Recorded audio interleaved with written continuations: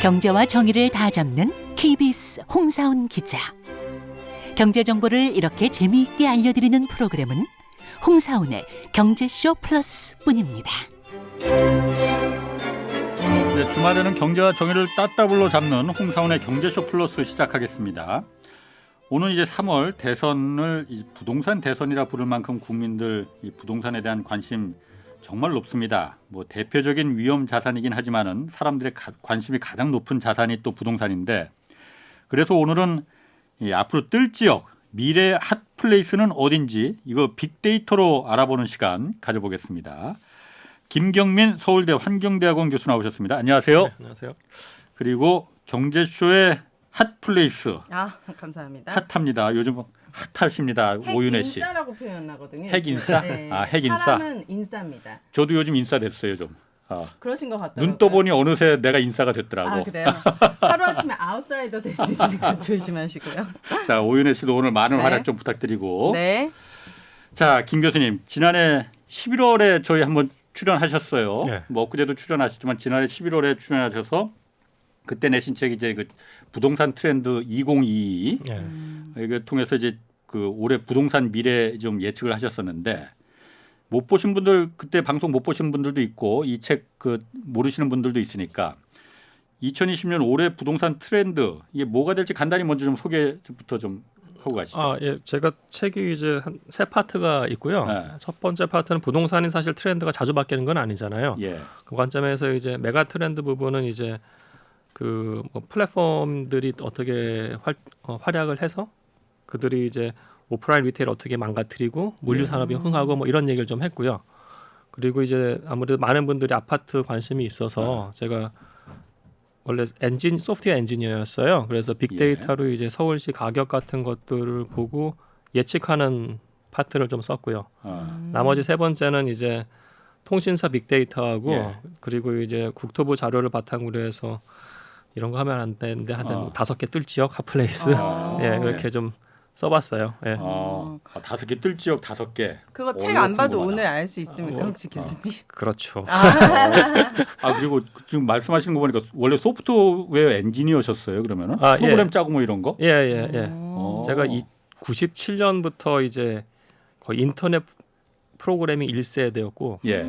버클리에서는 그 소프트웨어 엔지니어링 쪽 석사하고 오라클이라고 데이터베이스 있죠. 예. 있거든. 거기서 좀 일을 했어요. 와. 근데 과로로 죽을 것 같아가지고 이제 부동산으로 바꾼 거죠. 더 신뢰가 막 뿜뿜 막 그러니까요. 생기네. 제가 교수님 방송 진짜 많이 봤는데 네. 정말 좋아했던 이유가 어떤 그런 과학적인 근거와 네. 이런 걸로 굉장히 뭉뚱그려서 말씀해 주시는 게 아니라 그게 단호박으로 말씀해 주시니까 저 같은 청취자들은 너무 이해하기가 쉬운 거예요. 또 이렇게 팩트가 또 있다 보니까. 그래서 평소에 너무 좋아했던 분입니다. 감사합니다. 자, 그럼 올해 그 부동산 뭐 가격이 가장 많이 오를 곳 그럼 빅데이터를 이렇게 분석해보고 그러면은 좀 뭐 전반적으로 내려가는 추세라고는 하는데 내려가더라도 그래도 덜 내려가는 곳이 있고 오를 때도 있을 거 아니에요. 그 좀 뜰 지역은 어디라고 좀 나옵니까? 이게 좀 둘로 나뉘어서 봐야 될 것 같은데요. 우선은 부동산 시장하고 토지 시장하고 달라요. 그러니까 부동산 시장 죄송합니다. 주택 시장하고 토지 시장하고요. 주택은 이제 사람들이 사는 것이고요. 거기서 대표적인 제가 아파트인 거고. 근데 이제 부동산에서 유형이 오피스, 건물, 리테일 상업시설, 물류창고, 주택 이렇게 나오는데요. 그러면 일반인들이 이제 관심 있어 볼 부분은 사실은 이 리테일 상업 쪽하고 주거예요. 물류창고는 지금 엄청나게 몇만 평짜리가 나와서 일반인들이 투자 못 하고요. 오피스 건물 삼성본사 일반인들이 못 사잖아요. 그렇죠. 리츠를 통해서는 살 수가 있겠죠. 그렇게 본다고 하면 이제 두 가지인데 아파트 시장하고 이제 토지 시장으로서 이 상업시설화 될 수 있는 지역. 그래서 저는 이제 아파트 가격을 예측은 했고요. 이 말씀하신 부분은 이제 어느 지역이 이제 좀 핫플이 될 것인가에 대한 말씀으로 들려요. 우선은 그 제가 했던 데이터, 그러니까 방법은 뭐였냐면은 이게 좀 그렇습니다만 제 관점인데 20, 30대의 강남 3구에 거주하는 20, 30대가 저는 트렌드 세터라고 봤어요. 거주하는. 거주자요. 그다음에 그들이 이제 주말하고 공휴일에 가는 지역을 봤어요. 2020년에. 놀러 가는 데요. 그죠? 놀러 가는 데인데 하여튼 전국 단위로 보고 이제 서울만 봤을 때 이제 전국에서 집히는 지역은 그러니까 여러 군데 많이 갑니다만은 많이 가는 데가 강릉, 동야권하고 강릉, 부산하고 제주예요. 예. 예, 부산하고 이렇게 딱 3개 잡히고요. 네. 서울 안에서는 한 5개 정도가 잡히는데요. 첫 번째 잡히는 데는 이제 성수동이 굉장히 크거든요. 성수동 1, 2가동하고 3, 4가동 이렇게 보면 엄청나게 큰데 네. 이게 동쪽하고 북쪽으로 확장이 돼요. 그러니까 건대역 쪽하고 네. 지금 마장동 이쪽으로 확장이 돼요. 송정동 이렇게. 오. 저는 근데 그게 뜰 지역인지 몰랐는데 가보니까 또 괜찮은 데들이 있더라고요. 네, 맞아요. 거기고 그리고 두 번째는 제가 봤을 때 제가 가장 확신한다기보다는 유망한 데는 이제 충무로하고 을지로 권역이에요. 오. 예, 충무로하고 을지로 권역. 네. 대략적으로는 2호선 남쪽하고요. 예. 3호선과 사이요. 예, 6호선. 예. 그 대충 기억 어떻게 보시겠어요? 충무로역에서 거기가 왜 하플이 될까? 그러니까 거기가 지역 컨텐츠가 좋은 곳들이 많아요, 사실은. 예. 그리고 워낙에 서울 요지인데다가 예. 주변에 지금 1인, 2인 가구들을 위한 대규모 오피스텔 및 아파트 공급이 예정돼 있고 지금 들어가요. 예. 예. 따라서 주거 측면에서 받쳐줄 거고 컨텐츠 측면에서는 을지로가 지금 좀 안 좋아지긴 했습니다만 출판업이라는 게 있었고요. 네. 출판업이 존재를 하면은 그 관련된 연관된 산업들이 존재를 해요. 예. 디자이너 그룹들이나 이런 친구들. 예. 그리고 과거에 을지로에도 디자이너들이 말도 안 되는 공간에서 진짜 화장실도 밖에 있는데 건물 정말 쓰러져 가요. 네. 거기서 책상 2개 놓고 방 안에 한 30만 원씩 쓰더라고요. 가서 왜 쓰냐 했더니 인사동 갤러리 가까워서요. 가격 싸고. 예. 그래서 디자이너하고 아트 관련된 산업 종사자들이 존재를 했어요. 거기. 예. 그다음에 컨텐츠 측면에서는 광장시장은 약간 좀 북쪽입니다. 광장시장 있고 방산시장 있고 뭐 중앙시장 있거든요. 예. 네. 그 안에마다 컨텐츠들이 되게 좋아요. 이걸 활용할 수 있는 것들이 있기 때문에 저는 을지로 충무로는 시간의 문제지. 이미 사실 많은 재밌는 카페들 많이 있어요. 바도 많고요. 예. 근데 아마 더 활성화될 가능성이 굉장히 높다고 봐요. 그죠? 예. 그럼 제가 아까 처음에 예. 그 조사 대상을 강남에 사는 20, 30대 예. 젊은층이라고 하셨어요. 왜? 어쩌다 재수 좋아서 돈 많은 부모 만난 예. 그 이 계층이잖아요. 예. 뭐 예. 표현 좀 그런가? 어쨌든 좀 왜 그럽니다. 이 계층을 왜 이 계층을 중점적으로 해서 이 표본을 삼으신 건가요? 우선은 이제 물론 그러니까 20, 30대니까 예. 부모님을 잘 만나서 아파트에 살 수 있는 사람들도 있고요. 예. 또는 20, 30대인데 우선은 보셔야 될 게 거기 오피스텔 시장 같은 걸 보면은 평당 1억짜리 오피스텔이 나타나기 시작했어요. 진짜요? 예. 오피스텔이요? 예. 예. 근데 그럼 거기에 사는 사람들이 40, 50대가 아니거든요. 예. 20, 30대예요. 아하. 네. 그럼 이 사람들은 돈을 쓰는 세대이기 때문에 예. 제가 봤을 때는 저의 경제학적인 가정은 젊고 자본력이 있는 사람들이 가는 동네가 우선 뜨고 다른 사람들이 떠나갈 거라고 저는 예. 봤어요. 예. 그래서 지금 그 두 곳하고 제가 그다음에 약간 좀 확신을 했던 건 뭐냐면은 예. 강남권에서는 지금 청계산 쪽하고요. 예. 양재천 주변이 뜨고 있어요. 예. 근데 사실 양재천 주변의 카페는 10년 전에 떴다가 망했거든요. 네. 다시 뜨고 있어가지고 저는 사실 몰랐는데 근래 이제 제 제자들 얘기하면은 과거에 설해마을에서 만나다가 그쪽에서 만난다는 친구들이 존재를 하더라고요. 오, 양재천이요? 예, 양재천 쪽이. 청계산 쪽은 왜? 거기는 막걸리 막걸리 집만 이런 분들 가시는 곳인데 홍기사님들. 저도 그럴 줄 알았는데요. 네. 지금 보시면은 청계산역에서 이제 청계산역에서 왼쪽이 경부고속도로고 예. 굴다리 해가지고 이제 청계산 올라가잖아요. 예. 거기 많은데 그쪽 도토리묵하고 있고요. 뭐. 이제 거기는 이제 홍 기자님 같은 분 가실 네. 때고 네. 이제 오 선생님 같은 분은 오른쪽으로 갈 거예요. 거기 이제 그 과거에 그 박근혜 정권 때 만들었던 아파트 단지들이 있고요. 예. 근데 거기 여전히 개발이 안 됐습니다만은 단독주택 단지들이 있어요. 아하. 거기 가시면은 예. 재밌는 카페들 많이 생겼어요. 아. 예. 이런 변화가 좀 잡히는 것 같더라고요. 그럼 데이터상에. 이게 코로나 이 시절이랑 관계없이 예. 20, 30대 돈 있는 예. 청년들이 가는 장소로 생각하신 겁니까? 그렇죠. 20, 30 코로나랑 관계 없어요. 그러니까 2020년에 그들이 간 장소를 본 거기 때문에. 예. 그렇군요. 부동산 지금 그 핫플레이스 그 몇 군데 말해주셨는데 반대로 그러면은 앞으로 콜드플레이스라고 해요. 아, 좀 전망이 안 좋은 뭐 특정 지역을 말하는 건 좀 그러려나? 어쨌든 그런데 그런 부분도 좀 궁금하긴 해요. 사실 그건 데이터를 제가 안 봐서 잘 모르겠고요. 네. 근데 이제 콜드 플레이스였다가 바뀌는 데들이 나타나기 시작하더라고요. 예. 어디입니까? 그러니까 예를 들어서 지금 이태원, 그러니까 작년에 네. 상권 거의 다 망했어요. 사실은 그쵸. 이태원 코로나 때문에 때문에. 뭐 예. 다 그렇죠. 다 망했고 특히 홍대 쪽하고 맞아요. 이태원 쪽은 심각하게 망했어요. 명동도 다 까맣던데. 명동 그렇죠. 예. 네. 명동은 뭐 관광객 중국 관광객이니까 더 가장 그렇죠. 직접적인 예. 타격을 무서웠어요. 근데 이제 그 이태원 쪽 같은 경우에는 그 데이터 측면으로 봤을 때 다시 살아나더라고요. 예, 그러니까 서울시에서 이제 생활인구 데이터라고 예. 전 서울시를 22만 개를 쪼갠 다음에 예. 시간대별로 몇 명이 있는지 알려준 데이터가 있어요. 네. 과거보다는 조금씩 살아나는 것들이 좀 보여요. 예. 아니 그 시간대별로 이렇게 사람이 몇 명 있는지를 그걸 어떻게 그거는 수가 이제 서울시는 이제 통신사 한 군데 하고 예. 그 통신사 데이터를 보면 사람들이 어디 있는지 대략적으로 유추할 수가 있거든요. 예. 100% 정확하지는 않습니다. 왜냐하면 통신사의 그 뭐라고 그러죠? 기지국. 예, 기지국의 기지국을 얼마큼 가까우냐 또는 특정 기지국은 약간 좀 데이터 이상하게 나오는 데도 있어요. 예. 그럼에도 불구하고 그 기지국을 통해서 그 유출을 한 것들이 실생활하고 굉장히 맞습니다. 사실은요. 예. 그 데이터로 보면은 재밌는 것들이 많이 나와요. 그러게 그건 정말 재밌는 거 많이 있을 것 같은데 그러니까 특정 누가 예를 들어서 홍사원이 어디서 이렇게까지 나오지나 그거는 큰일 나는 거죠. 큰일 나는 거고 네.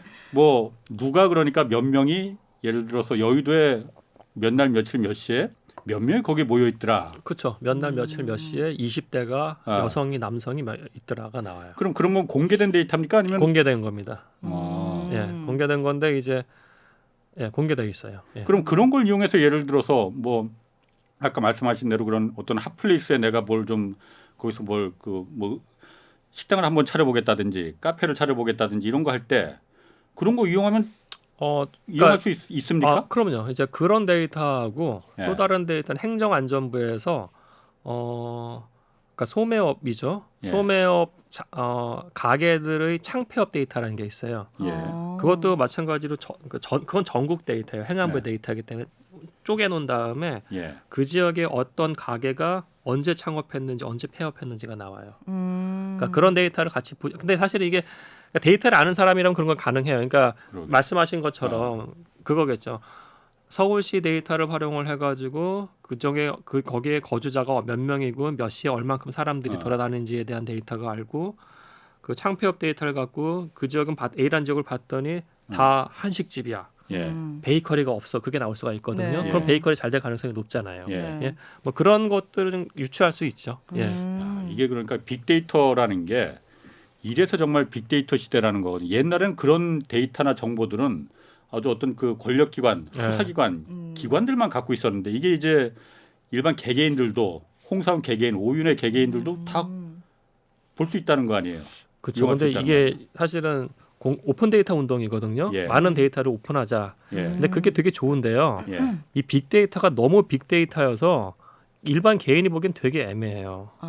엄청난 데이터니까 그 중간에 그거를 우리가 클리어링 한다고 하거든요. 데이터를 예. 좀 클리어링하고 거기서 뭔가를 뽑아낸다는 게 좀 테크에 대해서 약간의 경험과 어떤 공부를 한 사람이 아니면 좀 힘들 수가 있습니다. 사실 그래서 빅데이터의 시대인데 개인이 가긴 되게 어려우니까 그 미들맨의 역할이 있는데 네. 이 미들맨이 나쁜 맘 먹고 조작해 버리면 그때도 난리가 나는 거죠, 사실. 예.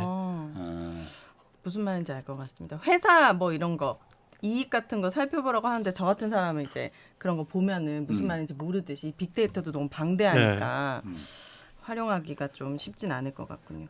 저는 그 교수님 책 중에 더는 쇼핑몰에 갈 이유가 없다라고 말씀하셨는데 전 매주 쇼핑몰을 가거든요. 그래서 이 오프라인의 리테일이 뭐 예를 들어 뭐 집 앞에 백화점이나 이런 거는 안 갈 수도 있겠지만 요즘에 생기는 그 복합 쇼핑몰은 쇼핑 이외에 여러 가지 그렇죠. 경험할 수 있는 것들이 많잖아요. 그것도 다 포함된 겁니까? 그러니까 이게 우리나라 우선 여러 가지를 봐야 되는데요. 첫 번째는 우리나라가 쇼핑몰의 역사가 되게 짧아요. 쇼핑몰의 역사가. 미국이나 유럽은 쇼핑몰의 역사가 1960년대부터 만들어진 거고 엄청난 대형 회사들이 존재를 해요. 네. 예를 들어서 사이먼 프라퍼티 그룹이라는 그 쇼핑몰만 주구장창 짓는 회사가 있어요. 미국 회사인데 네. 그 회사가 갖고 있는 브랜드 이름이 프리미엄 아울렛이에요. 그게 신세계랑 같이 하는 거예요. 파주, 이천, 부산, 시흥에 있는 거예요. 네. 그러니까 그걸 갖고 왔다는 것 자체가 우리가 어느 정도 쇼핑몰의 역사가 짧다는 거거든요. 그다음에 두 번 프리미엄 아울렛이 그게 고유 브랜드명이에요. 브랜드 명칭이에요. 사이먼 프라퍼티의 브랜드 명칭이고 우리나라에 들어왔을 땐 신세계랑 같이 그 조인트 벤처를 운영을 하는 거죠. 근데 난 말 그대로 프리미엄한 그러니까. 그 뭐인지 그게 아니고 브랜드명이에요. 브랜드 쇼핑몰 브랜드 명칭이에요. 네. 브랜드 명칭이고. 근데 이거 말씀하신 게 좋은 게 이런 쇼핑 시설의 경우에는 모든 쇼핑 시설은 두 가지를 해야 돼요. 첫 번째는 쇼핑이니까 가서 물건을 사요. 그게 제일 중요한 기능이고 네. 두 번째는 즐거움을 줄 수 있는 시설이 있어야 돼요. 네. 경험 소비할 수 있는 것이요. 근데 지금 말씀하신 것쯤에 핵심이 본인께서 쇼핑몰을 가는데 네. 즐거운 경험하러 간다고 그러니까 말씀하셨어요. 쇼핑보다는 체험하러 가거든요. 그러니까요. 네. 그게 엄청나게 위험한 거예요. 사실. 그게 제가 소비자한테는 위험합니다. 괜찮은데 네. 아. 쇼핑몰 운영업체한테는 거의 미치는 일이에요. 아, 네. 매출이 안 나오니까. 매출하고 상관없는 걸 하는 거기 때문에. 맞아요. 그러니까 예를 들어서 그겁니다. 그 삼성역에 그 신세계에서 삼성역을 좀 운영을 하거든요. 네, 맞아요. 거기서 맨 처음에 SSG. 들어갈 때 네. 경험 소비가 너무 중요하니까요. 말씀하신 것처럼 네. 앵커를 집어넣는 게 제일 중요해요. 앵커가 뭡니까? 앵커는 이제 가장 중요한 시설이에요. 그래서 우리가 쇼핑몰을 개발한다고 했을 때 네. 보통 이제 십자형으로 해요. 아니면 덤벨이라고 해서 아령식으로 해요. 아령식으로. 예. 아령식은 이렇게 끼고 그때 이제 아령이 이렇게 있는 거잖아요. 네. 그럼 이 아령이 있는 부분에다가 앵커를 집어넣어요. 중요 시설. 그게 백화점이에요. 예. 그러니까 A 백화점 명품 백화점 넣고 B 백화점 명품 백화점 넣으면은 사람들이 왔다 갔다 하면서 쇼핑을 하는 거예요. 네. 근데 이 앵커가 너무나 중요한데 과거엔 주로 백화점이었거든요. 근데 삼성역 안에 들어가시면 거기서 앵커 역할을 하는 게 뭐냐면은 별마당 도서관이에요. 맞아요. 그게 사실 말도 안 되는 거거든요. 맞아요. 그게 그 앵커 시설인데 거기서는 상업 행위가 일어나지 않아요. 대신에 즐거움을 보기 위해 사람들이 몰려들어요. 네, 맞아요. 그래서 그 전략은 뭐냐면 몰려들게 한 다음에 주변에서 사게 하는 전략이에요. 그거 자체는 훌륭한데 네. 다만 이런 즐거움을 주면서 사람들한테 돈도 쓰게 하는 전략이 실패할 가능성이 굉장히 높아져요. 그게 삐에로 쇼핑이에요. 아, 삐에르 쇼핑이 뭔가? 완전 망했잖아요. 네, 그렇게 치면 또 못 신세가 따라오시는군요. 네, 핵인싸의 자격이 없어. 왜냐면은 맞아요. 그러니까 젊은 분들 동경 가면은 돈키호테 쇼핑이라고 가서 할 그쵸, 거예요. 그쵸. 엄청 사잖아요. 그러니까 돈키호테랑 삐에로 쇼핑 거의 똑같은 컨셉이잖아요. 네, 보시면은 그죠? 네, 맞아요. 근데 삐에로 쇼핑 갔을 때 맨 처음엔 막 재밌어했어요. 근데 그 다음에 재방문율이 높아지냐고요. 안 가죠. 안 가요. 한 번 가고 나서 한 번 가고는 안 가잖아요. 안 가게 일단 나 됐어요. 삐에르 쇼핑이 뭔지 진짜 몰라서 그런. 그 그게 뭐예요? 정용진 그 이마트 그분이 만든 쇼핑몰인 쇼핑 그런 컨셉의 가게인데 가게. 샵인데 아. 약간 돈키호테처럼 약간 젊은이들이 좋아하는 값싸고 재밌는 제품들 다 모아놨어요. 근데 그냥 딱 거기까지인 거예요. 뭔가 특색이 없고 그러니까 이제 특색을 차별화를 계속 시켜야 되는 거예요. 차별화가 매년 일어나고 분기별로 일어나서 사람들이 계속 갈 거예요. 왜냐하면 그 공간에 갔을 때 컨텐츠가 바뀌기 때문에. 그렇죠, 그렇죠. 근데 그게 너무너무 힘든 일이에요, 사실은. 너무너무 힘든 일이에요. 그래서 쇼핑몰 운영하는 사람들이 지금 거의 미쳐요. 사람들은 몰려와서 맞아, 만나게 해야 되는데 그러면 경험 소비를 하게 해야 되거든요. 경험 네. 소비. 네. 근데 경험 소비가 과연 판매 소비로 연결이 되느냐. 거기에서 미치기 시작하는 거예요, 그러네요. 사실은요. 예. 그러니까 근데 이제 플랫폼이면 그게 돼요. 플랫폼 기업이면은 예를 들어 스타일란다는 플랫폼 기업이잖아요. 네. 그죠? 스타일란다 오프라인 매장 혹시 가세요? 홍대나 이런 데? 가본 적 있어요. 그죠? 네. 근데 오프라인 매장 가시면은 점원이 와서 물건 사라고 뭐라고 해요? 아니 안 해요. 네. 플랫폼 기업들은 플랫폼 기업이 만든 오프라인 공간은 경험 소비 공간이에요. 와서 알아서 사진 찍으세요. 사진 찍고 마음 들면은 뭐 그 핸드폰으로 주문하라는 거거든요. 그러니까 경험 공간으로서 오프라인 공간이 있고요. 판매 공간으로서 이 플랫폼 모바일 공간이 있는 거예요. 그 경우에 사업이 되는 거예요. 그렇네. 근데 오프라인 위주의 쇼핑몰 이거 굉장히 힘들 수 있어요. 그렇구나. 너무 이해가 됐습니다. 나는 모르는 게 좀 많아갖고. 네. 나는 왜 이렇게 모르는 게 많은지 모르겠어. 대신 식당이나 이런 먹거리들은 굉장히 사람들이 잘 되죠. 많고 예. 하는데 이제 정말 옷이라든지 뭐 제품을 소비하는 예. 거에 있어서는 저도 안 하고 있습니다. 요즘 또 그리고 꼬마 빌딩 얘기 많잖아요. 네. 제 주변에서도 그런 얘기 하는 사람들이 있습니다. 뭐 부럽기도 하고 그런데 꼬마 빌딩이라는 게 그 기준이 뭐 연면적 1,000제곱미터 이하고 5층 전후 규모로 매매가가 한 50억 원 정도. 이걸 뭐 꼬마 빌딩이라 이렇게 말한다고 해요. 네. 이 꼬마 빌딩 실제로 그 인기가 거래되는 게 많이 있긴 있어요. 일반 개인들이 이런 빌딩들 사는 사람들 많이 있습니까? 우선은 꼬마 빌딩 가격대가 적정하다고 하면은 예. 사실 작년하고 재작년에 죄송합니다. 아파트 이상으로 오른 게 꼬마 빌딩이에요. 그러니까 매물이 없다 하더라고요. 너무 인기가 많아서 예. 꼬마 빌딩이. 근데 지금은 하면 안 돼요. 그건 조금 이따 말씀드리고 네. 예. 꼬마 빌딩이 가능했던 이유는 예를 들어서 이겁니다. 우리가 뭐 투자로 봤을 때 꼬마 빌딩은 이제 1층은 쇼핑 리테일이고 2, 3층은 오피스잖아요. 그죠? 네. 그러면 이 물건하고 주택의 아파트도 투자자 입장에선 선택을 할 수 있는 거예요. 둘 중에 하나를. 그죠? 근데 둘 다 어느 정도 구치가 있는 거예요. 말씀하신 것처럼 50억은 대단한 숫자잖아요. 네. 사실은요. 그러면 주택으로서 50억짜리 주택을 산다고 했을 때 우리가 다 알지만은 10억 이상은 대출이 대출 안 나와요. 안 나오잖아요. 그죠? 예. 그럼 거의 자기 현금이에요. 예. 근데 꼬마 빌딩 같은 경우에는 꼬마 빌딩의 감정가에서 감정가의 60%까지 대출이 나옵니다. 특히 강남 같은 경우에는 예. 가격이 뜨기 전에 50억짜리 건물이라고 하면은 예. 제 주변에 아는 말도 안 되는 경우는 55억의 감정가를 받았어요. 그러니까 50억이라고 하면은 보통 감정가가 더 작아요. 한 40억이라고 네. 하면 원래 네. 그게 그죠? 감정가 그렇잖아요. 거기서 이제 50%라고 하면 20억까지 은행 대출이 나오는 거고 30억 자기 현금이에요. 예. 그러면 이제 아파트랑 봤을 때 아파트는 50억 내 현금 다 주고 사는 거고요. 예. 꼬마 빌딩은 30억 현금 주고 20억 대출 받는 산다고 네. 했을 때 당연히 이게 더 매력적일 수가 있는 거죠. 사실은요. 네. 그죠? 여기서 또 임대 수입까지 받을 수가 있다고 예. 하면은 그래서 일로 많이 갔어요. 예. 일로 많이 갔는데 문제는 가격이 지나치게 올랐기 때문에 여기서 나오는 수익률로 은행 이자도 못 갚는 수 있는 상황이 지금 오고 있어요. 그래서 굉장히 조심하셔야 돼요. 예. 가격이 올랐기 때문에 예. 예. 그러니까 이거를 보셔야 돼요. 네. 부동산에서는 가격 자체가 보다는 건물에서 나타나는 수익률을 보셔야 돼요. 수익률. 네. 그러니까 가격이 만약에 그냥 계산을 10억이라고 할게요. 꼬마 빌딩 10억이라고 예. 하면은 10억이라고 하면은 1년에 최소한 3천만 원의 임대료 수익은 받아야 돼요. 예. 그게 3%잖아요. 수익률 네. 3%. 그럼 수익률 3%는 사실은 지금 제가 국채 수익률 보니까 우리나라 10년 만기채가 2.7%라고요. 굉장히 많이 올랐어요. 네. 그 경우에도 이거 살까 말까요, 사실은. 근데 기준금리가 오르면은 국채 수익률 같이 오르거든요. 기준금리 그렇죠. 지금 1.25인데 올 연말에 2까지 간다고 하면은 국채 수익률 아마 3 될 수가 있어요. 3.25나. 네. 그러면은 국채 수익률보다 꼬마 빌딩에 있는 그 수익률이 낮다고 하면은 이거는 역마진 필요가 발생해요. 없지. 살 필요가 없어요. 아, 막 세금도 내야 되고. 지금 세금 얘기도 안 했어요, 지금. 그죠? 예. 그러니까 그때는 문제가 심각해질 수가 있어요. 그러니까 문제가 제가 봤을 때 터지는 부분은 예. 꼬마 빌딩보다 터질 수가 있어요. 꼬마 빌딩부터. 예, 예. 아, 꼬마 빌딩이 그렇게 인기가 좋아서 그렇게 가격이 막 그 거긴 상승하고. 거품 그럼 더 더 큰 생긴 거죠. 거예요? 더 큰 거. 우선 보시면은 꼬마 빌딩 같은 경우에 4층이라고 치자고요. 예. 5층이라고 치면은 네. 1층은 무조건 커피숍이나 뭐 그걸 좋아하겠죠. 그쵸. 상점, 리테일이에요. 2, 3, 4층은 오피스일 겁니다. 그렇죠. 예, 뭐 어떤 예. 사무실 같은 것들. 예. 지금 1층 리테일 장사 되냐고요. 안 되죠. 안 돼요. 예. 상업시설, 예. 식당 되게 죽어나가요. 예, 사람들 예. 지금. 음. 이분들 임대료 제대로 내냐고요. 못 낼 수 있어요. 예. 그리고 이제 임대료 상승도 못 시켜요. 지금. 아, 그렇죠. 2, 3, 4층 지금 오피스 지금 코로나 때문에 저는 100% 찬성을 하지 않습니다만 재택근무가 더 활성화될 거고 예. 과거와 같이 어디서 모이는 것보다는 거점별로 될 거기 때문에 오피스에 대한 수요가 강남을 제외하면 지금 굉장히 없어지고 있어요. 예. 강남권 제외하면은 네. 그렇게 한다고 하면은 지금 1층에서 임대료 수입 이상에 2, 3, 예. 4층 임대료 수입 이상에 될 가능성이 높은 겁니다. 지금 음. 미래 임대료 수입의 그 그러니까 받는 게 굉장히 위험해요. 예.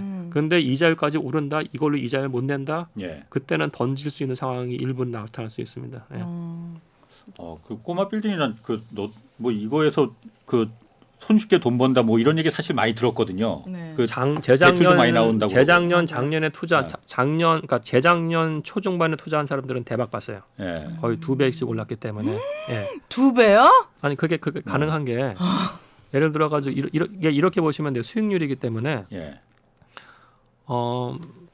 기준금리가 2%에서 0.5가 됐잖아요. 네네. 그죠? 네. 그럼 부동산 수익률도 3% 하던 게 0.5까지는 안 가지만 3%라는 게 1.5는 될 수 있어요. 네. 예? 왜냐하면은 금리보다는 그래도 그렇지, 1% 높으니까요. 위험 자산이니까 부동산은. 그 맞습니다. 네. 1.5분 될 수 있어요. 그러면은 3%라고 했을 때 10억짜리 건물은 1년에 3천만 원 수익이 들어와야 되는 겁니다. 네. 그죠? 근데 이렇게 좋은 뉴스가 딱 터지면은 분자하고 분모 중에 뭐가 움직여야 보셔야 되는데 부동산은 분자 분모가 다 좋아요.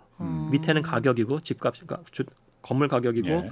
분모는 지금 임대료예요. 임대료. 근데 좋은 뉴스가 딱 터지면은 분자는 거의 가만히 있어요. 왜냐면 임대료 그 그렇지. 계약 때문에 얘는 안 네. 움직여요. 얘가 움직여요. 얘가.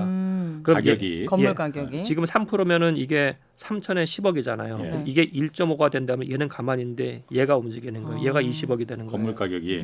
그럼 지금 벌써 아. 100%가 오른 거예요. 예. 그렇구나. 따라서 작년에 이렇게 100% 오른 데 꽤 많아요. 최근에 제가 장성규 씨가 꼬마 빌딩을 샀다는 뉴스를 막 보도하더라고요. 그러면서 이게 뭐 상투에 잡은 거 아니냐 사람들이 그랬는데 전문가가 한마디 하고 마무리했습니다. 연예인 걱정은 하는 게 아니라고. 본인들 어쨌든 이게 가격이 높게 산 건 맞지만 요즘 꼬마 빌딩을 사는 사람들은 시세 차익을 노린다는 거예요. 그만큼 임대 수익보다는 가격 변동이 크다 보니까 그런 걸 노리고 사는 분들이 예, 있다고. 아마 근데 그 부분은 다르게 또 해석을 하면은 연예인들이 사는 경우에 1층에 연예인들이 직영을 하거나 이런 카페가 있으면은 예를 들어서 GD의 애월에 있는 카페에서 보듯이 강력한 강력한 이 뭐라 그러죠? 흡입력이 있어요. 네. 그럼 1층 카페는 대박 날 거예요. 그죠? 아. 그럼 카페하고 건물주가 어떻게 계약을 하냐면은 스타벅스처럼 이런 계약을 할 수가 있는 거예요. 그분이 그렇게 했는지 모르겠습니다만은 매출의 10에서 15%는 내가 가져가는 거야 되는 거예요. 오. 매출이 1억이 나오면 그냥 1,500만 원 가져가는 겁니다. 예. 사실은요. 그런 식으로 계약을 하면는 임대 수익을 보장받을 수가 있겠죠. 그분은 셀럽이니까. 예. 그 연예인 걱정하는 거 예, 아니라고 예. 했습니다. 자, 그러면 네. 그 뜨는 지역 어쨌든 그 오늘 주제가 이제 빅데이터를 위한 이제 핫플레이스 보는 방법이니까 네. 그 핫플레이스를 보는 방법, 그 지표 이런 거는 아까 잠깐 뭐 어떤 그 빅데이터 우리가 네. 볼 수도 있다고 하셨어요. 보는 방법이 좀 어려워서 그렇지. 네. 좀 어떻게 그 쉽게 좀 알아볼 수 있을까요? 여기가 뜨는 지역이 아니야 이런 걸. 아 그런 거요. 예. 우선은 데이터 상으로는 저는 두 개를 봤어요. 아까 통신사 데이터하고요. 예. 두 번째 데이터는 뭘 봤냐면은 단독 다세대 건물들이 있잖아요. 네. 예. 최근에 단독 다세대의 거래 건수가 과거 10년 대비 많은지. 거래 건수? 예. 그러니까 사고 파는 게. 예, 사고 단독 파는 게. 다세대요? 예. 왜냐하면 단독 대세가 거래가 된다는 건 두 가지예요. 예. 첫 번째는 부시고 재개발하는 거고요. 예. 두 번째 경우에는 여기에 뭔가 새로운 시설이 들어온다는 거예요. 설의 마을처럼 카페 들어온다든지 뭐 한다든지. 손바뀜이 그렇게 손바뀜이. 닿다. 예, 예. 오. 그 지역하고 여기하고 매칭을 시켜서 제가 본 거거든요. 어. 네. 예, 둘 지역 다 그런 것들이 나타나는 지역이에요, 사실은. 손바뀜이 자주 있던가요? 그러면은 실제로? 그러니까 지금 뜨기 전에는 아. 많이 있는 거죠. 예, 이런 지역들이 좀 있었어요. 아. 예, 예. 그러니까 과거 대비 그 거래량인 겁니다, 사실은. 예. 최근에 얼마큼 거래됐는지 예. 주변과의 거래량을 비교하는 게 아니고 그 지역의 과거 대비 갑자기 손바뀜이 있는 지역들은 거기는 뭔가가 움직임이 있는 지역이기 때문에. 그리고 손바뀜이라는 게 손 바뀌어서 거기서 살려고 단독이나 다가구 주택을 살려고 바뀌는 게 아니고 거기서 뭔가 상업 행위를 예, 갖다 예, 하려는 예, 걸로 예. 바뀌어야 되는 거잖아요. 그렇죠. 근데 실제로 그냥 살려고 그냥 자연스럽게 그럴 수도 있죠. 어. 예, 그러니까 저는 이 두 데이터 같이 본 거죠. 그래서 같이 사람들이 예. 많이 모이는 예, 거하고 예, 예. 손바뀜이 얼마나 있느냐 그거 딱 매치해 보면은 여기는 핫플레이스가 될 가능성이 크네. 그렇죠. 예, 근데 이미 성수동은 몇 년 전부터도 그렇죠. 핫플이었고 예. 예. 그리고 거기는 진짜 뭐 공업소도 많고 뭐 가죽 공방 뭐 이런 것도 많은데 그 안에 촘촘히 지금 평일에 가도 젊은이들이 엄청 네. 많거든요. 이미 성수동은 핫플인데 아까 말씀하셨던 했던 지역 이제 서울에만 계신 분들이 듣는 게 아니니까 부산이랑 강릉이랑 제주도를 말씀하셨는데 그럼 이쪽도 그 부산도 너무 강범위하긴 네. 하지만 좀 더 구체적으로 어떤 지역이 제가 그건 자세히 안 봤는데요. 네네네. 네, 강릉 쪽은 이제 강릉하고 속초하고 고성, 양양 이렇게 딱딱딱 잡히더라고요. 양양. 네. 네, 고성. 양양은 서핑하는 친구들도 네. 많아서 성지가 됐잖아요. 그렇죠. 그리고 제주도는 이제 잡히는 데가 많이 잡히는데요. 우선은 제주 원도심이 좀 잡혀요. 도심이요? 예, 도심이. 네, 제주시. 왜냐하면은 공항이 가까운 것도 있고 해서 가기 전에 동문시장에서 뭐 물건 사가지고 가는 친구들도 꽤 있거든요. 그래서 거기하고 뭐 그렇다고 하면 동문시장 인근도 나중에는 뭐 변화가 있을 수가 있겠죠. 예. 그리고 뭐 애월이나 이런 데도 잡히긴 하고요. 예. 네. 그럼 아까 성수동 말씀하셨잖아요. 저도 성수동 가봤어. 그런데 거기 네.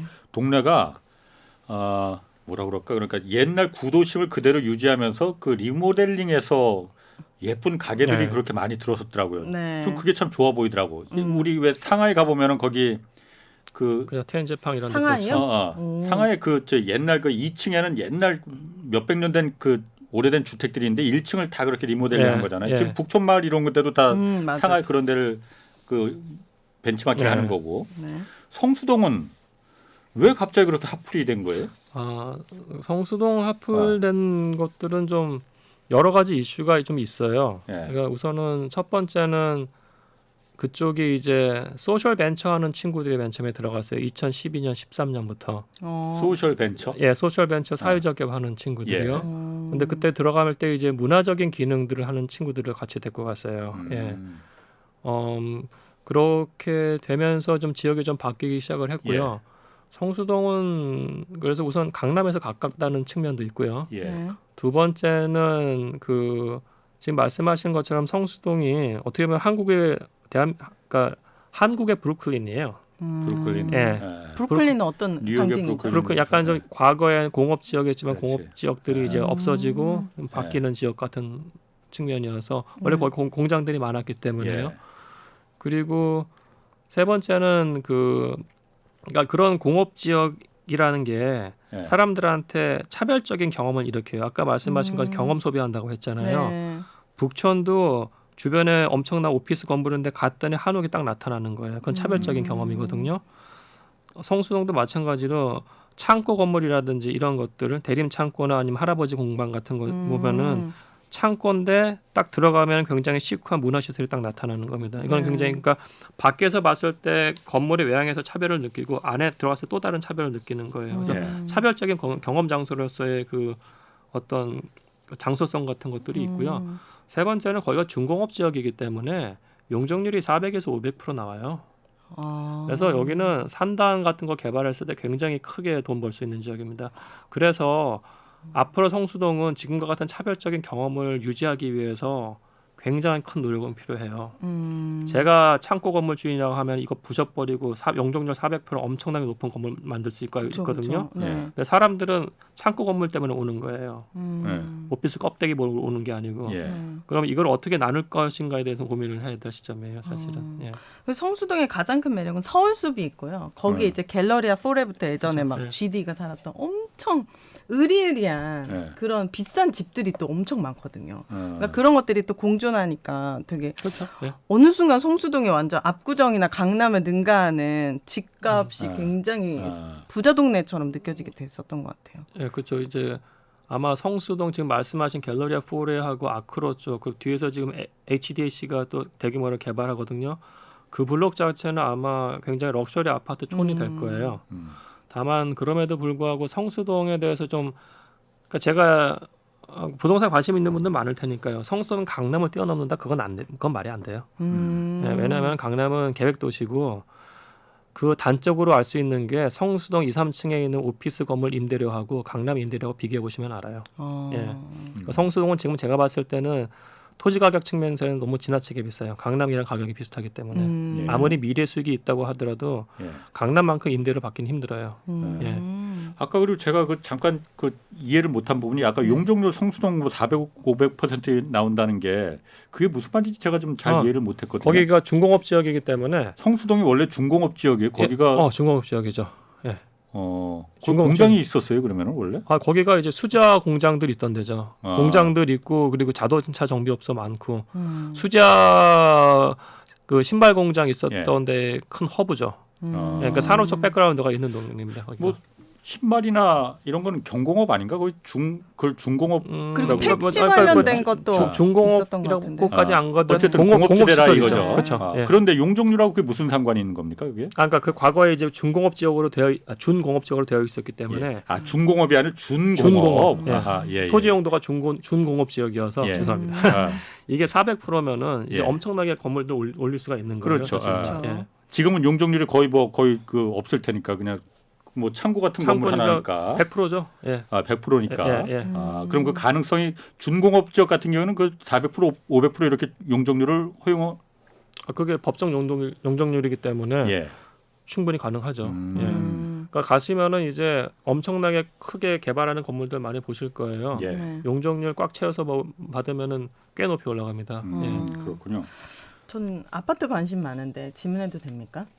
아파트. 뭐 오늘따라 내 눈치를 보고 그러셔. 네. 아파트 왜냐하면 제가 살 수 있는 부동산은 이제 거의 아파트가 전부이기 때문에 이 아파트 지금 너무 가격 올랐다. 떨어지면 사라. 아직 기회가 많다고 하는데 떨어진다라는 게 몇 % 정도 떨어졌을 때 예. 내가 이게 떨어졌다고 감이 오는 건지 그리고 앞으로 그러면은 인플레이션이네 금리네 뭐 이런 얘기들이 있는데 과연 부동산 가격은 또 다른 변수 때문에 또 크게 떨어질 수도 있지 않을까 이런 고민이 있거든요. 우선은 그러니까 제가 또 제 책 얘기해서 좀 죄송합니다만은 괜찮습니다. 예, 그러니까 제가 썼던 책에서 작년에 분석한 걸로는 이제 이자율이 1.5%가 되면 서울시가 평균적으로 13%가 떨어지고요. 그다음에 2%가 되면 17%가 떨어져요. 아파트 가격이요? 예. 근데 그게 고점 대비인데 네. 그렇게 떨어져도 아파트 가격이 2020년 그 중반 수준인 거예요. 그때 엄청나게 올랐기 네. 때문에 그럼 이자율이 뭐 2% 된다고 하면은 그러니까 2020년 이후의 그 0%대 이자율로 인한 저는 버블로 보거든요. 그거 네. 버블이 해소되는 걸로 보시면 될 것 같아요. 예. 그럼 몇 프로 정도 떨어졌을 때 사는 게 좋은 가격입니까? 그러니까 저는 이제 몇 프로보다는 아마 이자율이 어느 정도까지 올라가다가 멈추는 시점이 나타날 거예요. 그 금리 말씀하시는 금리. 거예요? 네. 예, 기준금리 멈추는 시점. 그리고 그때 이제 가격대가 본인이 살고 싶은 아파트의 가격대가 2019년 초반이나 2018년 후반 가격대가 오면은 움직이셔도 좋을 것 같아요. 그렇게도 움직일 수 있습니까? 왜냐하면 제가 사는 아파트는 제 전세인데 2배가 오르면 100%라고 표현합니까? 200% 표현합니까? 200원은? 2배. 100%지. 예. 100%가 올랐거든요. 제가 여기 3년을 살았는데 네. 3년 동안 이게 3년 동안. 2배가 오르더라고요. 그러면은 이게 다시 3년 전에 가격으로도 내려올 수 있는 가능성이 있는 겁니까? 근데 이게 이제 아파트 단지마다 좀 다를 것 네. 같아요. 그러니까 지금 특정 단지는 그렇게 많이 올랐잖아요. 네. 근데 그렇게까지 떨어지긴 힘들 것 같고요. 아마 강남이신 것 같은데. 강남 아니 저는 아니에요? 성북구에 살고 있습니다. 성북구인데 그렇게 많이 올랐어요? 네. 저 매일매일 깜짝깜짝 놀라고 있습니다. 3년 대비 더블한 거? 그거 네. 가능하겠네요. 네. 예. 그럼 한 50% 정도 떨어질 수는 있습니까? 아니 언제 어느 정도인지는 30% 이게 어느 정도인지는 알아야지 그래도 매수를 할 때 저는 하여튼 2020년 초반 가격까지는 떨어질 것 같아요. 2020년 초반 가격. 그거는 거의 저는 굉장히 높게 보고요. 네. 그 다음부터 이제 가격이 정체나 하락되면서 급매물들이 나오기 시작할 가능성이 되게 높아요. 던질 수 있기 때문에. 네. 그때 이제 본인 생각에 그 가격대가 2019년 초반 가격이랑 비슷하면 그때 잡으라는 말씀이에요. 금매는 올해 나올 수 아니요, 있는. 저는 아마 올해 말이나 내년부터는 계속 나올 거예요. 올해 말이나 내년부터. 김 교수님이 며칠 전 방송에서 네. 2018년 말, 2019년 초 정도의 부동산 가격이 됐을 때는 심각하게 그 결정을 한번 살지 말지를 결정을 해라. 그 이전까지는 가만히 계시라. 그래요. 라고 말씀하셨어요. 네. 알겠습니다. 자, 그 핫플레이스로 좀 다시 한번 가면은 저는 사실 제 친구들 말 듣고서는 나도 동생 뭐 그 꼬마 빌딩 사실 그 부분 굉장히 관심 있었는데 네. 그 꿈은 이제 접는 거로 네. 이제 하는 거로 하고 핫플레이스 하면은 아까 지금 어디를 말씀 성수동 일단 말씀하셨고 또 그 동대문 근처 을지로 이쪽도 말씀하셨어. 그런데 요즘 보면 그 제가 여기가 여의도니까 여의도 요 근처에 영등포, 물레동, 양평동 이쪽이 물레동도 여기가 옛날 그 공업지대였거든요. 준공업지대였거든요. 뭐 거기 기계 철물 공장들이 있었고 뭐 여기가 정말 요즘 또 핫플레이스가 예. 되고 있는 것 같더라고요. 예. 거기 무슨 수제 맥주집 뭐 이런 거 막걸리집 다 없어지고 수제 맥주집으로 다 이제 거기서 그래요? 그 세련되게 막 그 들어서더라고요. 여기도 핫플레이스 그 거래량이나 또 사람들 거기 통신사가 제공하는 그 데이터로 해서 이렇게 보면은 여기도 좀 많이 예, 잡혀요. 있지 않을까 예. 싶은데. 예, 그 예. 제가 거기도 잡혀서 영등포 구청역을 기점으로 해서 십자로 잡혀요. 남쪽이 아. 물레동이에요. 예. 예, 그래서 이쪽도 그러니까 근데 저는 이쪽은 제 생각에는 지금 1인 가구들이 많이 들어가는 것 같더라고요. 예. 그러니까 여의도 가깝고 홍대 가깝기 때문에 예, 2호선하고 5호선으로요. 예. 그리고 이제 물레동은 말씀하신 것처럼 핫플로 계속 발전할 가능성이 크죠. 예. 그럼 웬만한 서울은 다 이게 서울은 구석구석 제가 예. 봐도 그냥 동네도 구석 가면 카페 있고 구석구석 다 개발이 되고 있다는 느낌이 들거든요. 근데 이 정도의 차이가 우리가 항상 강남을 기준으로 하지만 사실 강남을 뛰어넘을 지역은 없다고 하셨기 때문에 어느 정도 가격이 상승한다고 예측을 하셔서 핫플이라고 생각하시는 거예요? 기존 대비 뭐 아니요. 몇 프로? 그러니까, 뭐 이런 식으로? 그러니까 이게 가격은 아마 천차만별일 거고요. 네. 지금 말씀하시는 것처럼 서울의 구석구석이 좋은 가게들이 들어갈 수는 있는데 제 말씀은 이거는 핫플레이스를 약간 좀 동네로 보셔야 될 것 같아요. 클러스터라고 집단적인 상권화 지역으로 보셔야 되지 예. 뭐 본다고 하면은 서울 전 지역이 그렇게 되지는 않아요. 그리고 그게 약간 좀 되게 위험하실 수도 있고요. 나중에 그 부분 시간에 되면 따로 말씀을 드리고 네네네. 지금 말씀드린 것처럼 가격이 얼마나 오르냐는 아무도 몰라요. 그러니까 제가 예를 들어서 그 저희 연구실에서 뭐 빅데이터 갖고 합니다만 익선동 관련된 지역 연구를 많이 했어요. 익선동이요? 네. 네. 그러니까 제가 익선동 처음 연구하기 시작한 2011년 12년이에요. 그때 예. 익선동 가면은 그 골목에 쥐 죽어 있고 고양이- 쥐요? 예, 쥐 죽어 네. 있고 아니 거기는 지금의 익선동이 아니에요. 그렇지. 거기는 네. 과거에 쪽방이 있었어요. 쪽방이 예. 있었던 동네이기 때문에 다 한옥 지붕들 다 검은 집 그 비닐로 다 천막을 쳐 있고 고양이 뛰어날리고 그랬어요. 예. 그게 불과 10년 전이에요. 예. 그러니까 저는 근데 거기가 100% 뜰 거라고 확신했어요. 어떤 걸 보신 거예요? 거기서? 그거는 제가 2012, 13년에 그 프레시안의 김경민의 도시 이야기를 썼거든요. 아. 거기 좀 자세히 썼으니까 그거 보시면 좋고요. 네. 거기서 제가 봤을 때는 세 개예요. 첫 번째는 무조건 차별적 경험이에요. 첫 번째는 이제 그 지역이 어떤 차별적인 경험을 제공하느냐인데 도심 안에 한옥이 그렇게 집단적으로 있는 지역이 2012년 당시 봤을 때 북촌하고 그리고 익선동, 창신동, 보문동, 공덕동이었어요. 공덕동, 보문동 다 부서졌고요. 지금 나머지 딱 세 개예요. 근데 익선동을 저는 더 높게 본 것은 그 다음에 그러니까 첫 번째는 장소성이에요.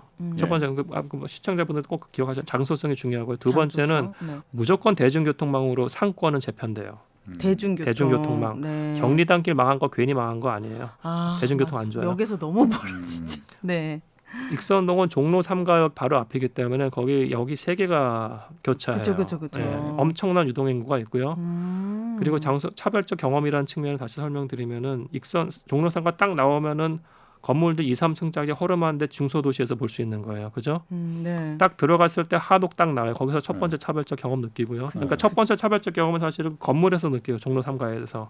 그다음 골목 들어간 다음에 한옥에서 두 번째 느끼고 한옥 안에 들어갔을 때 굉장히 시크한 카페에서 새로운 충격을 받아요. 세 번의 충격을 넘는 거예요. 네. 그래서 그 부분이 있고요. 그다음에 세 번째는 이제 그 한옥이라는 역사성하고요. 그러니까 또 다른 측면은 이제 그 산업적 백그라운드가 되게 중요해요. 산업적 백그라운드. 그건 뭡니까? 산업적 백그라운드. 그거는 이제 익선동 같은 지역은 거기가 원래 예전에 오지남이라는 그 요정이 있었어요. 그런 요정이 있으면 두 가지 산업이 흥해요. 요정이 뭡니까? 네, 어쨌든. 술집. 네, 술집이 있었다. 고급 술집. 네네네. 거기가 이제 한복 관련된 그러니까 청담동 한복에서도 마지막 손질을 거기서 해왔어요. 우와. 그러니까 패션이죠. 어떻게 보면 예. 또 다른 측면은 과거부터 거기가 국악의 메카예요. 그러니까 음악 산업이 있었던 데고 예. 더해서 종로 3가 가시면은 다 보석 가게들 있잖아요. 맞아요. 금은방 엄청 많아요. 이런 보석과 관한 산업은 전 세계 어디든 바로 그 근처에 보석 세공소가 있고 디자이너들이 있어요. 너무 비싼 거기 때문에 멀리 못 가요. 그렇구나. 그래서 보석 산업과 한복은 패션 산업이에요. 그죠? 그리고 이게 음악 산업이 있었기 때문에 네. 이거는 제가 봤을 때는 장소성, 역사성, 산업성 그리고 대중교통망까지 완벽했어요. 아, 그래서 제가 거기 그렇구나. 사실은 그때는 재개발로 다 허무는 계획이 있었어요. 네. 그렇죠. 2013년 말에 없어졌는데 근데 저랑 친했던 그 부동산 사장님이 있거든요. 네. 송도 부동산 사장님 되게 좋은 분이세요. 네. 그분 통해 가지고 물건들을 물어봤더니 그때 1,200에서 1,500이면 사겠더라고요. 어떤 걸요? 뭐 산옥 평당. 아, 평당. 평당, 예. 그때 사셨죠? 그러니까 사면은 제가 욕 먹을 것 같아서 안 샀어요. 왜 그런 마음이? 왜 사서 같이 부자 되면 좋은 거 아니에요? 왜 욕을 먹습니까? 왜냐면은 서울대 교수가 네. 알고 봤더니 프레시안에 기사 써, 책 써. 알고 봤더니 지가 건물 다 샀어. 그럼 되게 그럼. 웃기잖아요. 네. 예. 아, 그럼. 그래요? 예. 근데 사실 저는 스터디 측면에서 가격의 흐름은 잘 봤어요. 어. 근데 이제 익선동 같은 경우에 제 기억이 지금 맞나 모르겠는데 2016년부터 완전히 상업화가 시작됐어요. 예. 완전 상업화가. 2018년에 봤을 때 그때 평당 한 4천, 5천 하더라고요. 예. 5년 안에 한 두세 배 올랐죠. 대박이네. 2020년에 갔을 때 평당 7,500, 8,500 하더라고요. 그러니까 가격은 어떻게 오를지는 아무도 모르는 거예요. 후회하시죠, 사실은. 교수님? 아니요, 저는 후회하지 아, 그래요? 않아요. 왜냐하면은 좀 더 다른 얘기인데 네. 저는 이제 익선동을 개발하고 북촌을 개발한 사람이 있어요. 기농 정세권 선생이라는 분인데 네. 그 리서치를 하면서 그분에 대한 책을 쓰고 그분이 되게 조망받게 돼서 저는 그걸로 행복해요. 네. 아. 그러면 그 당시에 북촌도 마찬가지고 익선동도 마찬가지고 거기 한옥 원래 소유주들은 그거 다 부시고 개발하게 해달라라고 요구를 많이 했었잖아요. 그렇죠. 어? 그래요? 그럼 지금 봤을 때 그 소유주들 입장에서 소유주들 불만 없습니까? 그러면은? 당연히 불만이 있는 거고요. 예. 이거는 서울시하고 이제 정책적으로 풀어야 돼요. 아까 그 마찬가지로 이제 성수동에서 가시는 이유는 창고 보러 가는 거지 오피스 건물 보러 가는 게 아니에요. 그죠? 그 저는 제일 불만이 뭐냐면은 한옥 같은 경우에 들어가는 비용이 엄청나요. 거기에 대해서 지원금이 없는 건 아니에요. 수지 보수는 조금 나오는 건 맞습니다만은 예. 이 사람들은 거기가 200% 용적률을 갖고 있는 지역이라고 치자고요. 네. 그러면 최소한 3, 4층 올릴 수가 있어요. 그러면 한옥을 부셔야 되는 거죠. 예. 그죠? 네. 근데 지금 지구 단위 하면서 어떻게 했냐면은 개동길 주변은 2층짜리 한옥 질 수 있어요. 예. 나머지는 다 못 져요. 음. 외국 같았으면 이거는 용적률 거래제라는 걸 해요. 남아도는 용적률이 있잖아요. 팔죠. 그거를 100%, 200%를 팔아요. 예. 그러니까 압구정동에다가 예. 한강변에다가 한강변 예쁘니까 당신들 예쁜 건물죠. 우리가 용적률 주게 그런 천박한 짓 외국에서는 안 해요. 예. 용적률 300%면 알아서 니들이 거기서 하는데 나머지 용적률 더 높이고 싶으면 알아서 사와예요. 그렇죠. 그럼 북촌 가서 사오면 되는 것이고 예. 우와. 그렇게 된다고 하면 이 사람들 이분들도 경제적으로 아니 그러니까 이건 말이 안 되는 게 당신들은 좋은 집 당신들이 사는 집은 역사적으로 보존해야 되니까 피해보고 사세요는 말도 안 되는 거예요. 그렇죠. 우리가 그거에 넘어서는 인센티브를 줄게가 되는 거고 예. 이 부분은 수혜자하고 피해자가 극명하게 달라요. 예. 거기 사는 사람들은 도시에 굉장히 혜택을 주는 사람들이고 외지인들이 가서 즐기는 거예요. 그렇죠. 본인들 피해봐요. 예. 그런데도 불구하고 경제적인 인센티브는 다 깎아놔버렸어요. 말도 안 되는 거예요. 예. 용적률 거래제를 하면은 이분들이 그 자기들이 못 쓴 용적물 자체를 팔 수가 있다고요. 그렇게 해서 경제적 혜택 받게 해야 돼요. 네. 성수동 같은 경우에도 죄송해요 말 너무 많이 했죠. 괜찮습니다. 네, 괜찮습니다. 지금 중요한 얘기예요. 창고 같은 경우에 사실 용적률 100%밖에 안 쓴 거예요. 이건 300% 남았잖아요. 예. 그죠? 그러면 제가 창고 지금 전 당연히 부셔버리고 올려요. 그쵸. 전 자본주의 충실한 인간이니까. 네네. 그러면 이 300%에 대해서 거래를 할 수가 있다면 그분은 경제적인 혜택을 조금 받는 거예요. 사실은요. 예. 근데 사실 용적률 거래를 한다고 하더라도 네. 그 사람들이 대단한 혜택을 받는 게 아니에요. 사실 예. 거래되는 가격을 매국에서 보면은 예. 따라서 우리나라 빨리 해야 될 게 용적률 거래제도 빨리 도입해야 돼요. 맞습니다. 이런 거래가 있는지를 몰랐어요. 아니 미국에도 있고 다 있어요. 다 있어요? 왜냐하면 오. 우리나라 같은 경우에는 네. 용적률을 사실 첨부의 하늘에서 뚝 떨어진 내 재산권이라고 생각하는 예. 경우가 크잖아요. 용적률은 공공의 네. 재산이거든요. 우리만 쓸 게 아니고 우리 아들, 딸, 미래 후손들도 다 같이 나눠 써야 될. 지금 용적률을 예를 들어서 500% 올려주면은 우리 아들, 딸들은 어떻게 할 거야? 거기다 그러면 다시 건물 질 때 그때는 1000% 할 거야? 2000% 할 거야? 그러니까 말씀하신 대로 지금 수많은 재건축, 재개발 단지들이 용적률 올려달라고 난리잖아요. 예. 내 땅인데 용적률 내가 500%든 1000%든 하는 게 그걸 왜 국가가 간섭을 해?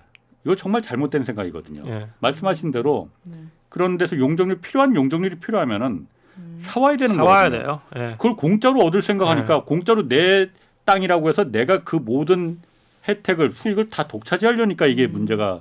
용적률이 먼저 한 번만 설명해주고 가시면 그거는 김 교수님이 그 쉽게 위로 설명해. 올리는 걸 예, 말하는 그러니까, 겁니까? 예, 아 예. 위로 그 올리는 땅에 예. 지을 수 있는 건물의 면적. 저도 끼고 싶은데 이게 뭐 계속 아는 척 하느라 버티니까 못 알아. 위로 올리는 거 그렇지. 500%면 5층까지 올릴 수 있는 겁니까? 그러니까 예를 들어서 100제곱미터의 땅에 네. 용적률이 100%라 하면은 네. 10제곱미터 건물을 10층짜리 지면은 그렇게 100제곱미터가 되는 거죠. 그럼 100% 용적률이 되는 거예요. 20층을 지면 200%가 되는 거지. 네. 그러니까 지금 10층짜리가 있으면은 용적률 100%잖아요. 용적률을 여기 200%로 허용을 해주면은 10층 갖고 있던 그 사람들이? 거기 소유주들이 네. 나머지 10층을 더 공짜로 팔 수가 있는 거잖아. 그러니까 이게 돈이 되는 거잖아요. 그렇네요. 그러니까 음마 아파트니 어디니 용적률 이거 높여달라. 250%만 주지 말고 법적으로 이걸 왜 국가가 강제하느냐. 우리 500% 해달라. 그러면 그래야지 우리 집이 공짜로 내가 새 집이 생기는데. 근데 라는 이거는 건 거거든요. 잘못됐다. 용적률이라는 건 공공의 재산이에요. 하늘에서 뚝 떨어진 나만의 개인 재산이 아니라고 생각해야 되거든요. 그렇죠. 그러니까 예를 들어서 재개발의 그 용적률 인센티브를 무료로 주는 경우에는 형평성의 문제도 있는 거예요. 옆에 내가 사는 나한테는 왜 안 주냐고요, 사실은요. 예, 따라서 이거를 함부로 줘서는 안 돼요. 그리고 자기들이 올리고 싶으면은 돈 주고 사야 되는 게 맞고요.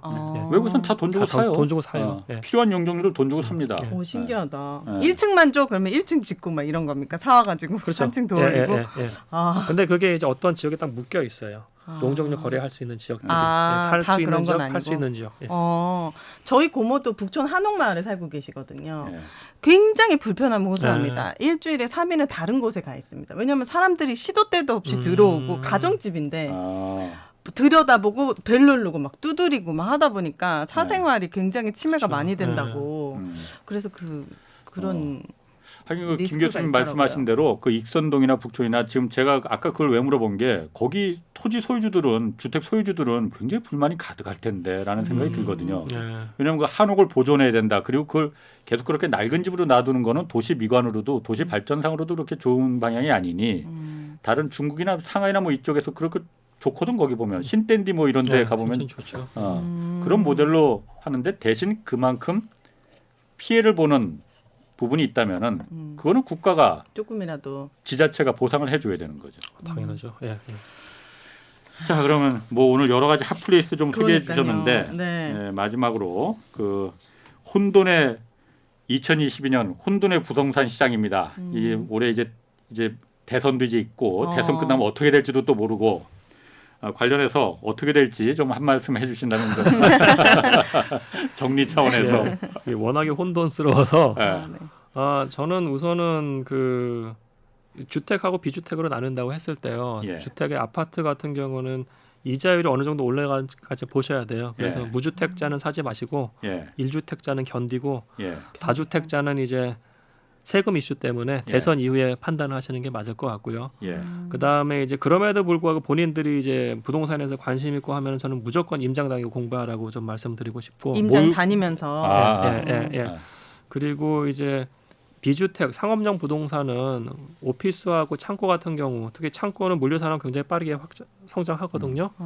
그러면 이 부분은 이제 개인들이 할 수 있는 부분은 아니니까 리츠 같은 것들을 좀 공부를 하시면 좋을 것 같아요. 리츠. 리츠. 알겠습니다. 알겠습니다. 자 오늘 여기까지 하겠습니다. 재밌었습니다. 그 김경민 서울대 환경대학원 교수 그리고 오윤혜 씨 두 분 고맙습니다. 네, 감사합니다. 자 주말에는 경제와 정의를 따따블로 잡는 홍사원의 경제쇼 플러스 오늘 여기서 마치겠습니다. 고맙습니다.